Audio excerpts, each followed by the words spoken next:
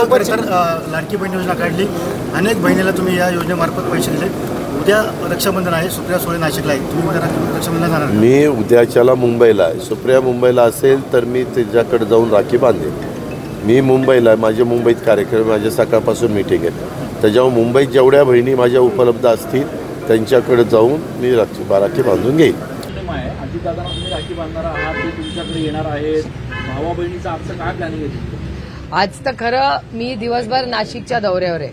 आज रात्री 10-11 पर्यंत यांनी प्रोग्राम लावलाय सगळं, आणि आधी लग्न कोंडाण्याचं.